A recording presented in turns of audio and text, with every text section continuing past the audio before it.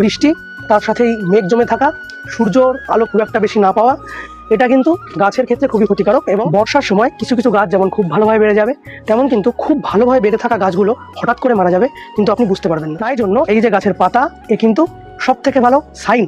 পাতা কি বলছে আপনি যদি বুঝতে পারেন যে আপনার পাতার গঠন, পাতার কালার কি টাইপ, তাহলে কিন্তু আপনি বুঝবেন আপনার গাছটি সুস্থ আছে নাকি গাছে কোনো রোগ। গাছ কোনো রকম সময় নষ্ট না করে জেনে নেব কোন কোন পাতার সাইন কি বলছে। চলুন, এরকম হলুদ পাতা যদি হয়, এটা হচ্ছে ম্যাচিওর পাতা। এই ম্যাচিওর পাতা কিন্তু একটা সময় পর যখন এটা বয়স হয়ে যাবে কিন্তু ঝরে পড়বে।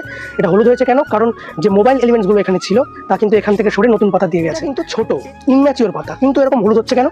তাহলে বুঝতে হবে গাছে কিন্তু ওয়াটার স্ট্রেস হয়েছে, অর্থাৎ জল খুব বেশি পড়ছে বা জল খুব কম পড়ছে। নর্মালি জল খুব কম পড়লে পরে এই পাতা, ছোট ছোট পাতাগুলো হলুদ হয়ে ঝরে পড়ে যায়। দেখতে পাচ্ছেন পাতায় কিন্তু শিরা উপশিরা দেখা যাচ্ছে, সবুজ গাঢ় সবুজ ভাবটা নেই।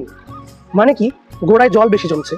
গোড়ায় বেশি জল জমছে বলে কি হচ্ছে, সব এলিমেন্টগুলো পরিমাণ মতো নিতে পারছে না, তাই জন্যই কিন্তু পাতার এরকম অবস্থা। আর পাতায় এরকম অবস্থা হওয়ার আরেকটা কারণ হচ্ছে গোড়ায় কিন্তু অক্সিজেন সরবরাহ কম হচ্ছে, কেননা মাটি কাদা কাদা হয়ে আছে। এক্ষেত্রে আমি জল তখনই গাছে দেবো যখন উপরের অংশের মাটি শুকনো হয়ে যাবে। ছবিতে যেমন পাতাটা দেখানো হলো যে কালো কালো ছোপ রয়েছে, ব্রাউনিশ ছোপ রয়েছে, এটা কিন্তু ফাঙ্গাল অ্যাটাকের লক্ষণ। গাছের পাতায় ফাঙ্গাস অ্যাটাক করেছে। এক্ষেত্রে আমি কি করব?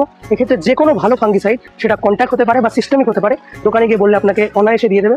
সাফ ইউজ করতে পারেন, সব থেকে সহজলভ্য একটি ফাঙ্গিসাইড। পাতাগুলো দেখুন হলুদ এবং এইভাবে আটকানো, জোড়া লাগানো, মনে হচ্ছে সেলাই করা। আর এই পাতাটা দেখুন সাইড থেকে কেটে দেওয়া। এগুলো কিন্তু কিছু ইনসেক্টের কাজ, যে ইনসেক্টগুলো রাতের বেলায় আসে এবং এই কর্মকাণ্ড ঘটিয়ে চলে যায়।